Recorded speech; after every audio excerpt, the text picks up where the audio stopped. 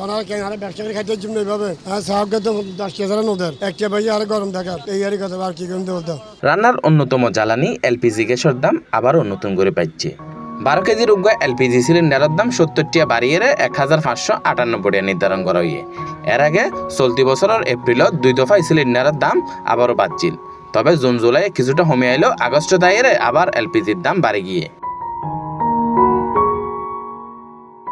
নতুন দাম কার্যকরের পর বাড়তি খরচ গুণাফলের ভুক্তকলত্তন এর প্রভাব পড়তে শুরু করছে পরিবারত্ব শুরু করিয়ে ছোট ব্যবসা ও রেস্টুরেন্ট। গত সপ্তাহে আনছি 1500 টাকা, এই সপ্তাহে 1600 টাকা ওদের 1550 টাকা আনছি। গ্যাসের দাম ইন্দি বাড়ি গেছে, সিএনজি ইন্দি বাড়ি গিয়ে খবর ন দেখি বন্ধ ভাড়া দিয়ে দেবো। দাম বাড়ার কারণে মাসিক সংসার খরচ বাড়ে গিয়ে বলে জানাইয়ে ক্রেতা অকলে। তারা দাবি নিত্যপণ্যের ঊর্ধ্বগতির বাজারে গ্যাসের এই মূল্য বৃদ্ধি নতুন করিয়ে চাপ তৈরি করে। গ্যাসের কোনো সমস্যা নাই, গ্যাস আছে, তবে আগে থেকে 1450 টাকা, এখন আজকে রেট 1500 টাকা কিনা আমাদের 1500 করে কিনতেছি, গ্যাস গাড়ি আসতেছে অ্যাভেলেবেল, সমস্যা নেই। বিক্রেতারা জানাইয়ে নতুন দামেই গ্যাস বিক্রি চলে, তবে গ্যাসের সরবরাহ লইয়ে দেখা যায় ভিন্ন ভিন্ন চিত্র। কেউ হর পর্যাপ্ত গ্যাস পাওয়া যায়, আবার কেউ হর চাহিদার তুলনায় গ্যাসের সরবরাহ কম।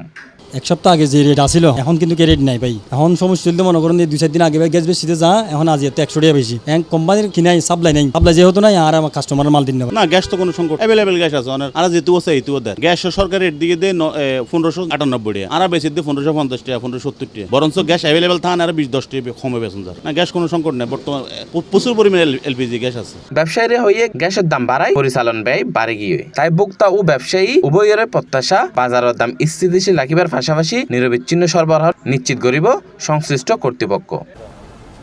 নাইমুর রহমান, সি+ টিভি, চট্টগ্রাম।